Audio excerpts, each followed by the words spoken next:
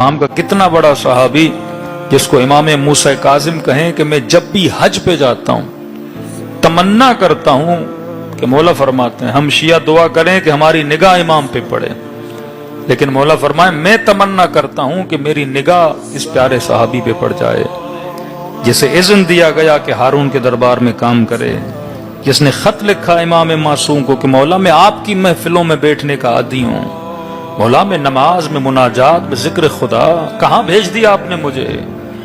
यहां वजीर व वज़रा आते हैं, शराब की महफिलें लगती हैं, मौला मैं इन महफिलों से तंग हूं, कद ज़ाक़ सदरी, मेरा सीना तंग हो गया है, मैं बैठ नहीं सकता। इमाम ने जवाब ने लिखा तुझे हुक्म है उसी महफिल में बैठो, खुदा तुझे अजर अता करेगा और 3 गारंटियां मैं तुझे देता हूं, 1 गारंटी तू मुझे दे।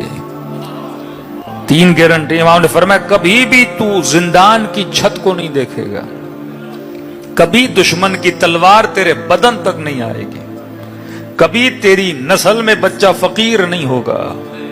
3 गारंटियां मैं दे रहा हूं। इमाम फरमाया 1 गारंटी मुझे देगा। मौला वो कौन सी गारंटी? का जब भी मेरा चाहने वाला आए उसकी परेशानी को हल किया करना। सबसे बड़ी खिदमत इंसान जो कर सकता है वो अहले बैत के चाहने वाले की खिदमत है, किसी मोमिन की खिदमत। अब मैं चाहे निज़ाम तागूत के किसी हुकूमत के ओहदे पे फाइज हूं, मुझे इजाजत है उस ओहदे पे काम करने की, लेकिन शर्त यही है कि तुम खिदमत करोगे किसकी? जिसके दिल में अली की मोहब्बत पाई जाती है।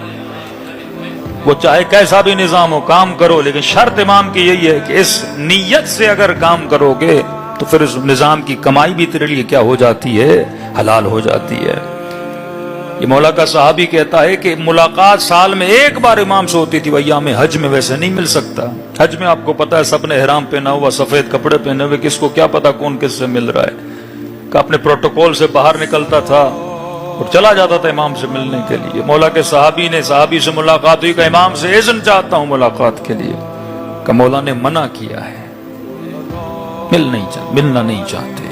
कहते हैं आंखों में आंसू आए, परेशान हुआ। जिसके लिए मौला ये कहे मेरी तमन्ना है इसे देखूं, और आज खुद मिलना चाहता है, इमाम कहे मैं नहीं मिलना चाहता। फिर पैगाम बोझा मौला कोई खता हुई, कोई गलती हुई, का नहीं मिलना चाहता। तीसरी बार कहा मौला कोई खता कोई गलती। इमाम ने कहा कि मैंने इस इज़्न की वजह से तुझे उस हाकिम की दरबार में इजाजत दी थी कि मेरे शिया को खाली हाथ नहीं लौटाओगे। का मौला जितनी खिदमत हो सकती है करता हूं। इमाम ने कहा नहीं, कुछ ही दिन पहले हमारे मकतब का मोमिन परेशान था, तेरे पास आया, तूने उसे जवाब दिया। इमाम ने फरमाया अब क्योंकि वो रंजीदा हो के तुमसे गया है, जब तक वो तुमसे राजी नहीं होता मैं मूसा काजिम तुमसे राजी नहीं होगा। का मौला अय्याम खत्म हो जाऊंगा मदीने उससे माफी मांगने। फरमाया नहीं अभी जा। का मौला मदीना दूर है, जाऊंगा, ये अमाले हज वगैरह क्या होंगे? फरमाया नहीं रात के अंधेरे में जा, फला जगह पे ऊंट खड़ा है, उस पर सवार हो जा, ऊंट तुझे उसके दर तक पहुंचाएगा। कहता उसी तरह गया, इमाम की बात को फॉलो किया, ऊंट को देखा, सवार हुआ, चंद कदम ही ऊंट चला था, मुझे मदीने की गलियां नजर आ गई। उसी मोमिन के दरवाजे पे खड़ा हुआ, दरवाजे पे दस्तक दी। वो मोमिन देख के परेशान हो गया, इतने बड़े बादशाह का वजीर मेरे दर पे क्या कर रहा है? का वजीर बात में हूं, तू जल्दी मुझसे राजी हो जा, तेरी वजह से मूसा काजिम मुझसे राजी नहीं है।